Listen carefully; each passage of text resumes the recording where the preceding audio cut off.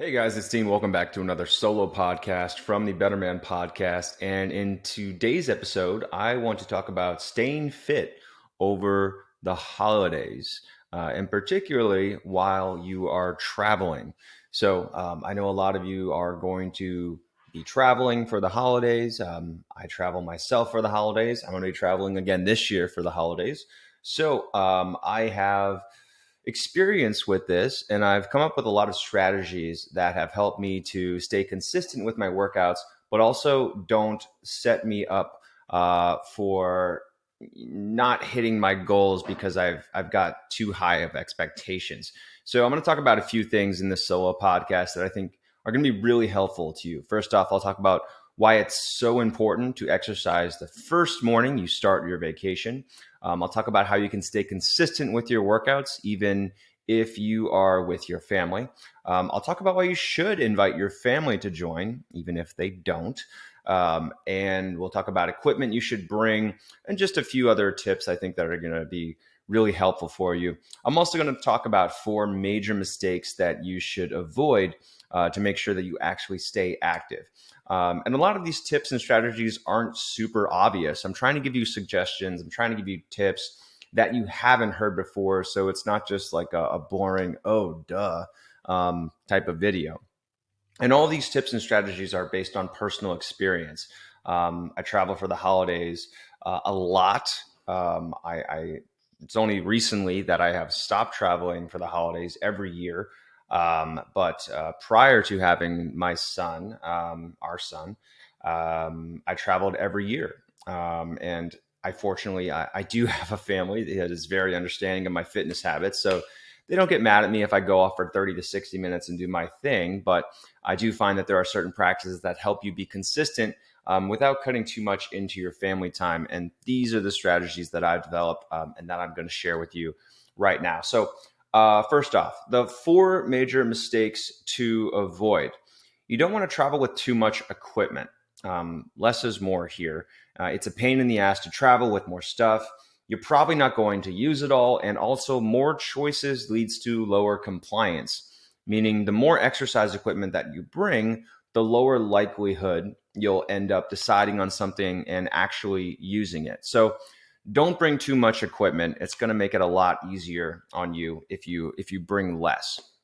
Second tip is to don't not have a plan. So make sure that you have a plan. You can always revise that plan later on, but I would go in it with a plan. It's always easier to do that as opposed to just going in and saying, I'm going to work out 4 times over the next 5 days. But if you don't know what time of day you're going to work out, if you don't know where you're going to work out or even what type of workout you're going to do, then that's going to make that all very difficult. So have some sort of plan going in, be willing to revise it. I also recommend that you don't just disappear. Don't just ghost your family or ghost whoever you're with and run away to work out. Now you can do this in the morning. That's the best time to do this. And that's actually going to be one of the tips that I give you later on, is to do your workouts in the morning. But I would highly recommend you don't just run away in the middle of the day, because someone's going to get mad at you. Don't just run away. And then my last major mistake that I would recommend you avoid is to avoid setting high expectations. You're probably not going to have as much free time as you like. You're not going to be as motivated as you think you are. Something is going to come up. So just go into this knowing that you can work out, but you're probably not going to do everything you want to because, life gets in the way here. So one of the tips that I have is to exercise the first morning you start your vacation. And a reason why this is so important is because new environments lead to new habits. So if the first thing that you do on your trip is you go there, you sleep, you wake up, and you go get breakfast, then it's very likely that the next day your body is going to kind of just automatically move into that groove or that pattern, and you'll go and find breakfast. So the reason why it's so important to do exercise the first morning is because then you're setting up this pattern, you're setting up this groove that your brain is used to, and you're probably going to be more likely to do a workout in the morning, as long as you're in that familiar environment. Again, conversely, if you don't do a workout in the morning, then you're less likely to do a workout in the morning as well. So that's a big tip. Make sure you work out the first morning that you're there. And I'll also talk about why working out in the morning is a good idea. So, the morning is the best time to work out. I mean, I won't say it's the best time to work out. I will say it's the best time to work out if you're with other people, because you can wake up earlier. You're not going to be doing stuff later on. There's not going to be an expectation that you're going to be doing things together later on in the day. But early in the morning, that's a great time. No one's going to be emailing you or texting you or whatever, or saying, hey, we need to go do this right now, right? So morning is just like the rest of life. Morning is a really good time to work out. So I would highly recommend trying to fit it in the morning. And yeah, so all right, next tip is to use your environment as motivation. So this might not work out for everybody, but this is something that I've personally used. So just to give you an example, my parents, when I used to go home to visit my family, or my immediate family, meaning my mom and my dad, they have a condo building, or they don't own the condo building, but they live in a condo building that has a gym and it has a weight room. And prior to me putting a little gym in my house and then in my garage, I didn't always have access to weightlifting equipment. I wasn't lifting weights as often as I am now. So for me, going home or going to Cleveland, and then going to my parents, and having that weight room there was motivation for me. I was like, oh, cool, there's a weight room. I can use the weight room. Another example, and I'm doing this again this year, but I went to go visit my grandparents and my whole mom's side of the family in Door County, Wisconsin. Shout out to Door County if anybody's here is from northern Wisconsin. But there is a lot of hiking. There's beautiful trails. Peninsula State Park is there. I even did a polar plunge myself a couple years back. And so this is motivation for me when that's the environmental motivation there is I can go hiking. I can do my workout by going hiking. So you can use your environment as motivation. Is there something that you can, in another year I went to, my whole family met up in Tennessee one year, and there was some hiking nearby. So we all did a group activity and went hiking. So that was a planned workout as well. So point here is that you can use your environment as motivation, and you can do something that you don't normally have access to, or, aren't able to normally do. So there. Some other advice here. Maybe there's a nice view where you're working out. So you could work out and do yoga with a nice view in a room with equipment that you don't normally have access to. Or maybe you have access to, different things. Is there a particular piece of equipment, or is there a setting that you don't normally have access to that you would like to incorporate into a workout? If so, you can kind of plan for this in advance. So the point here is to try and think about what you're going to have access to. What about that environment or those available resources could boost your motivation to make you more excited to work out, and then plan on doing that. So that's using your environment as motivation.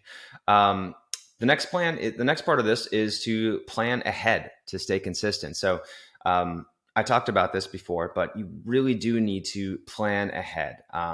So have a very good idea of what you're going to be doing when you're traveling in terms of working out. Have an idea of when you're going to do it. Are you going to be watching a workout on your phone? Are you going to be Are you going to be going to a gym nearby? Is there a little exercise room where you're going? So think about what you're going to have access to, but then also be ready to revise the plan. Uh, be ready to revise the plan, right? So you don't want to just go into this plan thinking this is the only plan that I can have and nothing else will work. So go into it with the expectation that you're going to have to revise it a little bit, and that's fine.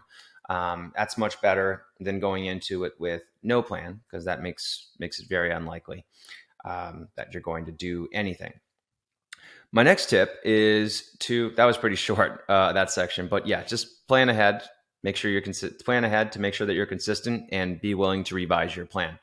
The next piece of advice I have is to do it in the same time, the same place every day. This kind of goes back to the idea of doing it in the morning. But the point there is that you are kind of creating the habit, right? You're creating that groove, so to speak, so that your brain it creates this association between this particular time of the day or that particular setting and you doing your workout. And in this case, when we work out at the same time in the same place, we're creating that expectation that at this time in this location, I'm going to be working out. So if you can do that first day that you show up, then that's going to encourage you to want to do that every day that you're there. So work out in the same time, work out in the same place. And that's going to be different if you plan on doing different activities, right? If you're planning on going on a hike one day or going out in the snow and cross-country skiing, whatever it is, one day, and weightlifting the next day, then obviously not going to be in the same setting. In that case, you're going to want to try and do it in the same time, right? But obviously not going to be able to do that in the same place, and that's fine. So, but as much as possible, try to work out in the same area if you are concerned about being consistent. My next tip is to make it a group activity. Chances are high that somebody in your immediate party is going to be mad if you are noticeably absent. So my recommendation is to invite people to come with you. And then even if they don't come, at least they will feel included, as opposed to you ghosting people and running away in the afternoon because it's time for you to work out. And again, that comes back to, if you really do need to work out on your own, you can do that in the morning. But, what's kind of cool about Manful Yoga is you can just put it on TV and follow along, and hopefully somebody else will do it. I see tons of photos in the Manful Yoga community on Facebook of people sharing them and their families doing yoga together. It's usually their kids, 5-year-olds, 6-year-olds doing yoga with them. But we also see, other people doing yoga together. So anyways, that's a great group activity. It's a cool new tradition to establish for your family. So I would say definitely try to get people involved and invite people, even if they won't come, just invite people, and then they can't be mad at you when you go off and do your workout. I also want to talk about what equipment you should bring. And it shouldn't be much. You shouldn't be lugging around an 80-pound kettlebell. Not a great idea. And you don't want to bring too much equipment because it's going to be a pain to carry it all. You're less likely to use it the more that you have. And there might be some equipment to, at the place where you're going. So either way, I would recommend that you have access to at least 2 or 3 of the following. The first is resistance bands. And resistance bands are really helpful because most people if you're traveling for a long time, if you're in a car for a long time, or if you're in a plane, your body's going to get pretty tight and your shoulders are going to get tight. Definitely your hips, but also your shoulders are going to get tight. And that can lead to shoulder pain. At least for me, if I travel, I know that my shoulders are going to hurt, and I know that I need to do some exercises, some resistance-based exercises to help with really getting the muscles in my upper back active again and kind of making my shoulders feel better. So I would highly recommend bringing some resistance bands. They're very inexpensive. They're easy to travel with. They weigh about 1 pound. and they're going to be great for your shoulders. You can usually find something to hook them in, and if you can't, you can always stick it in a door frame. The second thing I'd recommend you bring is a lacrosse ball, or a tennis ball. And this is a super tiny piece of equipment that's really useful because, again, if you're traveling, you're probably going to end up with some tightness. That lacrosse ball or that tennis ball is really good for getting into muscle knots. And it's also good for helping you sleep. So if you do some lacrosse ball or some tennis ball work on yourself in the hours leading up to bed, that's going to help you wind down. It's going to help you shift and kind of activate your parasympathetic nervous system. And that's going to help you wind down and get better sleep. So lacrosse ball, really great for a lot of things, but it's also helpful for going to sleep. And then, if you can bring your yoga mat, great to bring a yoga mat. But then again, yoga mats are big, especially the Manful yoga mat. It's big, it's heavy. I'm completely unapologetic about that because it is a high quality mat. And when you make something that's good, it weighs a lot because it's got good materials. So, but it is hard to travel with. So for me, I like to, if I travel and I don't have my yoga mat, I will use a towel from the hotel room. I can use a rug for restorative poses, and I'll stand on a hardwood floor or a more firm floor of some sort if I need to do balance or standing poses. So there you go. I find that you don't really need to bring a yoga strap because you can usually get by with some piece of, clothing. You can use a t-shirt, you can use a piece of dirty laundry or something like that for your yoga strap. So, but then again, it is very small. So, you could bring it.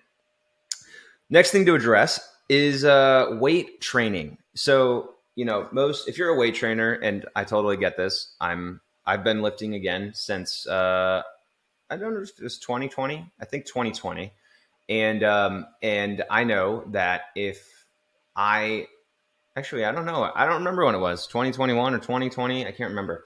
Anyways, I get it. If you don't have access to your normal weight training workouts, it's really frustrating because you feel like you're losing your gains. But this is actually a really good opportunity for you to focus on building strength in other ways. So if you don't have access to your gym, you're going to be able to do some, and you're listening to this episode, I'm assuming you've done some Manful yoga or you're considering doing Manful yoga. So this is a great time to work on some strength in other ways. Our Strength Foundations Challenge is awesome for that. So take a look at some of that. You can also do some body weight exercise if you're concerned about getting enough intensity and volume into your workouts.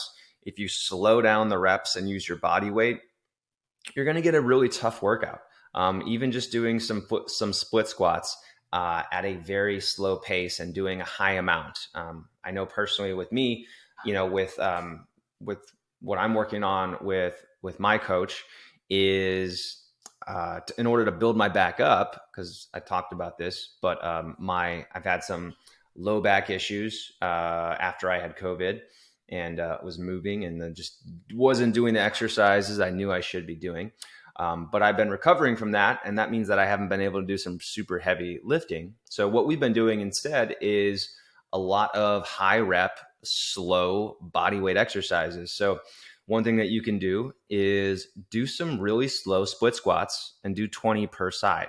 So do a 3-second eccentric split squat with a 3-second concentric portion. So you're counting 0, 1, 2, down, 0, 1, 2, up, right? And so if you do that, that's a really slow rep, and that's going to be tough on your lower body. So the point here is if you slow down the reps, you use your body weight, you're still going to get a challenging workout. And also you don't have to keep doing weight training every day. Taking that week off, focusing on active mobility training, doing stuff like what you see in the Strength Foundations course, it is going to help your strength training in the long run. It's also going to give your joints a few days to recover. Taking a week off, it might seem like the end of the world, but I promise you it's not. And there's a good chance that your body needs the recovery anyways. So, and then I want to say, don't be embarrassed about working out. People are maybe not everyone you're with is into working out like you are. Maybe it will seem weird especially if you're also, if you're new into working out regularly, then it might seem weird for you to leave people and say, hey, I'm going to go do a workout. There might be some judgment, there might be some whatever, but I'm just here to encourage you to not be embarrassed about that, because it's good for you, it's good for them, good for your family, because hopefully you working out means they won't have to take care of you as much. And for me, I also just need that time. I need that time to myself. I am not an extrovert by nature, so me being around people for too long gets kind of overwhelming. So I do like to have working out as a time for me to kind of be on my own, to make sure that I'm,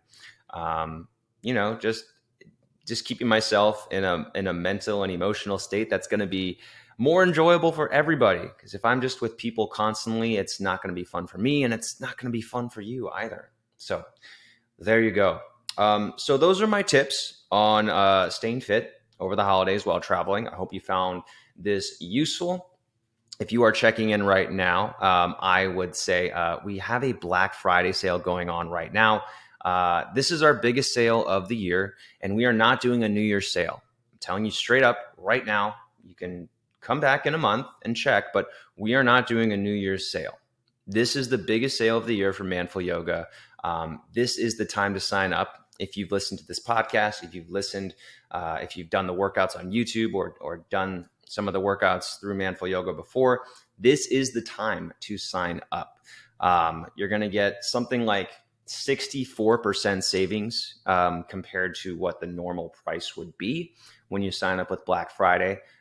So go to manfulyoga.com, follow the buttons, follow the banner, whatever the image is that says, hey, Black Friday, and sign up. Get started with the program. I'm going to walk you through every aspect of getting started, make it super easy for you. But if you are struggling to establish a habit of working out consistently, if you've tried other workout programs before and you just couldn't keep up, you weren't motivated, or your body just felt too sore, if you have a back, knee, or shoulder pain on a daily basis or on a regular basis, and you're ready to address the root causes of that and get rid of it for good, guys, this is what Manful Yoga was made for. So I encourage you to sign up with a Black Friday sale. Thanks for listening to the Better Man podcast. I hope this has been helpful for you. I hope it's been enjoyable. It's been inspiring to you to help you be the better man.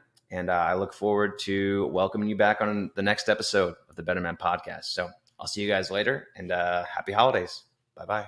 If you like that episode, check out this other one right here. I think you're really going to enjoy it. If you haven't subscribed, click this subscribe button over here, and you can listen to the full episodes on any major podcasting platform. Full details below in the description.